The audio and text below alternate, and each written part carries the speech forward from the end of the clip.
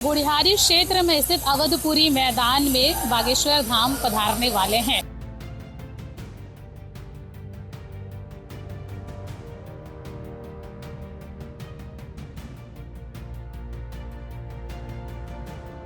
और रायपुर हमारी बहुत अच्छी जगह है क्योंकि सबसे बड़ा उपद्रव हमारी जिंदगी में वही हुआ था। बागेश्वर धाम जी आपको हनुमंत कथा सुनाएंगे। सबसे पहले आप मंच की ओर एक नजर डालिए। रामेश्वर धाम का मंदिर है जिसे आप देख सकते हैं और वही वो गेट है, मुख्य गेट है जहां से बागेश्वर धाम जी एंट्री करेंगे। कैसे जो है पत्थरों पर राम लिखे हुए जो है यहाँ पर लोग आपको दिखाई दे रहे होंगे और मंच के सबसे आखिरी शोर में आपको भंडारे की व्यवस्था दिखेगी। जो बुजुर्ग हैं, जो दूर दराज से आते हैं और शारीरिक रूप से कमजोर होते हैं, बैठ नहीं पाते, उनके लिए कुर्सियों की व्यवस्था वहाँ पर की गई है। 5 दिन की हनुमान कथा है रायपुर, और रायपुर छत्तीसगढ़ हमारा घर है। पूछो क्यों? ममाना है हमारा। राम जी का भी ममाना छत्तीसगढ़ है। रायपुर के पास में चंद्रखुरी है, चंद्रखुरी की कौशल्या माता है, तो हमारा भी ममाना है। राजधानी रायपुर के गुढ़ियारी क्षेत्र में स्थित अवधपुरी मैदान में बागेश्वर धाम पधारने वाले हैं और 5 दिनों की कथा उनकी यहाँ पर होने वाली है। और उसे लेकर जो है इस वक्त हम पहुँच चुके हैं। क्या कुछ तैयारियां हैं वो देखने के लिए और किस तरीके से भक्तों के लिए तैयारियां की गई है, और साथ ही साथ जब महाराज जी यहाँ पर आएंगे तो उनके लिए भी क्या कुछ तैयारी की गई है, ये तमाम चीज़ों को दिखाने के लिए जो है हम यहाँ पर आ चुके हैं। और सबसे पहले हम आपको मंच की ओर लेकर चलते हैं और आप यहाँ पे मंच में देख पाएंगे कि क्या कुछ तैयारियां जो की गई है। और अद्भुत तरीके से जो है इस बार रायपुर में जब बागेश्वर धाम जी आने वाले हैं कृष्ण धीरेन्द्र शास्त्री जी, तो उनके लिए क्या कुछ तैयारियां की गई है। और सबसे पहले आप मंच की ओर एक नज़र डालिए। आप यहाँ पर देख सकते हैं कि कितने आकर्षक तरीके से जो है मंच को सजाया गया है। आप अगर इस तरफ देखेंगे तो आप एक नाव में भगवान राम, सीता और लक्ष्मण को एक साथ नाव में बैठे हुए देख पा रहे होंगे। और साथ ही साथ आप ये देख सकते हैं कि जो अयोध्या का राम मंदिर है उसकी तर्ज पर ये मंदिर बनाया गया है। और ये रामेश्वर धाम का मंदिर है जिसे आप देख सकते हैं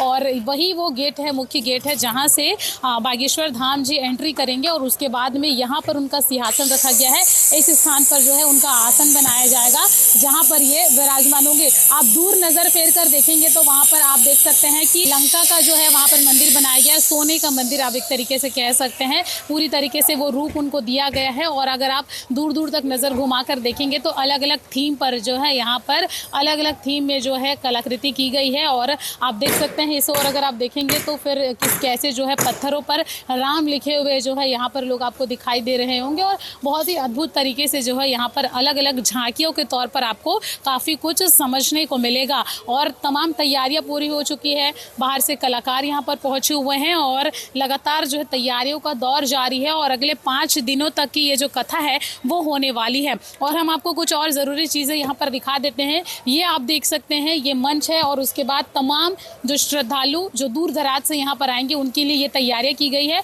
आप इस साइड देखेंगे मंच के अगर उल्टे हाथ की ओर अगर आप देखेंगे तो वहाँ पर जो है वीआईपीज़ है उनके लिए जगह बनाए गए हैं। तो और विशेष करके उनके लिए वहाँ पर कुर्सियों की व्यवस्था की गई है। जो मुख्य अतिथि के तौर पर यहाँ पर आएंगे उनके लिए वो बैठने की व्यवस्था मंच के उल्टे हाथ में की गई है। और अगर आप बीच में देखेंगे तो इस ओर आप जो है तमाम भक्तगण जितने भी लोग दूर दराज से यहाँ पर पहुँचेंगे, बताया जा रहा है कि लाखों से अधिक लोगों के आने की संभावना जताई जा रही है। और इसे ही लेकर ये तैयारियां की गई है। और अगर आप मंच के सबसे आखिरी ओर जाएंगे तो उस ओर जो है आपको भंडारा जो है आपको एनी टाइम मिलेगा। यानी कि जो लोग भंडारा का आनंद लेना चाहते हैं सबसे लास्ट में, यानी कि इस मंच के सबसे आखिरी शोर में अगर आप जाएंगे, पंडाल के आखिरी छोर में, तो आपको पूरे भंडारे की व्यवस्था मिलेगी। आप वहां पर जाकर भंडारे का आनंद ले सकते हैं। अब सबसे बड़ी समस्या लोगों की रहती है कि प्रसाधन किधर होगा और हमको जो है वॉशरूम जाना हो गया, इमरजेंसी केसेस में हम कहाँ जाएंगे। आप मंच के उल्टे हाथ की ओर अगर आप जाएंगे तो आपको वहां पर जो है बाथरूम की सुविधा दिखेगी। और मंच के सबसे आखिरी शोर में आपको भंडारे की व्यवस्था दिखेगी। और यहाँ पर जो बीच का एरिया है वहाँ पर तमाम लोग जो आएंगे दूर दराज से श्रद्धालु उनके लिए बैठने की व्यवस्था की गई है। मंच के आप सीधे हाथ की ओर अगर आप देखेंगे तो वहाँ पर ऐसे लोग जो बुजुर्ग हैं, जो दूर दराज से आते हैं और शारीरिक रूप से कमज़ोर होते हैं, बैठ नहीं पाते, उनके लिए कुर्सियों की व्यवस्था वहाँ पर की गई है। लेकिन जो लोग ज़मीन पर बैठ सकते हैं उनके लिए ज़मीन पर बैठने की भी व्यवस्था की गई है। साथ ही साथ किसी प्रकार की असुविधा ना हो इसके लिए पंखे और कूलर भी यहाँ पर लगाए गए हैं ताकि आप गर्मी से बच सके, बरसात से बच सके। इसके लिए भी जो है इस पूरे शेड में जो है प्लास्टिक बिछाई गई है ताकि आपको गर्मी या फिर पानी से परेशानी ना होना पड़े। साथ ही साथ कूलर की भी व्यवस्था यहाँ पर करी गई है। उस ओर अगर आप देखेंगे तो पार्किंग पार्किंग की व्यवस्था की गई है, जो कि बाहर दूर तक आपको दिखाई देगी। दूर दूर तक जो है पार्किंग की व्यवस्था की गई है और हर एक चीज़ों के रहने की, क्योंकि लोग जो है लगातार यहाँ पर पहुँच रहे हैं, आने का सिलसिला भी बढ़ता ही जा रहा है और यही कारण है कि लोग अभी से जो है जुटना शुरू हो गए हैं।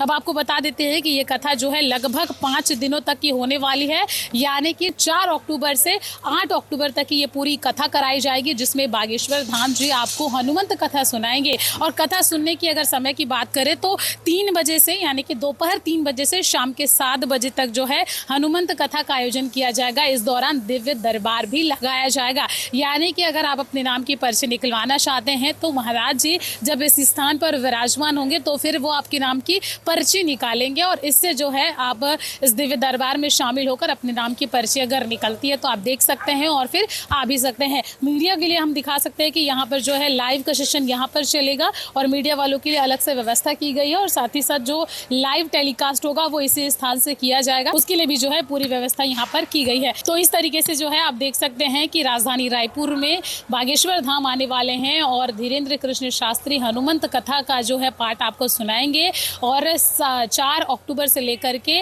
8 अक्टूबर 2025 तक इस कथा का आयोजन किया जाएगा। आप रास्तों के लिए घबराइएगा मत। आप सीधे अंडर ब्रिज से अगर आप आते हैं और उसके बाद आप राइट हैंड में मुड़ने के बाद में आपको कहीं नहीं मुड़ना है। बड़े बड़े पोस्टरों के माध्यम से आप देख पाएंगे और अगर आपको ज़्यादा परेशानी होती है तो आप भीड़ को देखकर भी समझ सकते हैं। और साथ ही साथ लगातार जो है पूरे रास्ते भर में पोस्टर लगाया गया, उन पोस्टर के सहारे और जो झंडे लगाए गए हैं भगवा रंग के, उस झंडे के सहारे भी अगर आप पूरा अगर झंडे के देख कर भी अगर आप आगे बढ़ेंगे तो आप अवधपुरी मैदान में पहुंच जाएंगे। तो बहुत ही भव्य और बहुत ही दिव्य तरीके से ये आयोजन होने वाला है।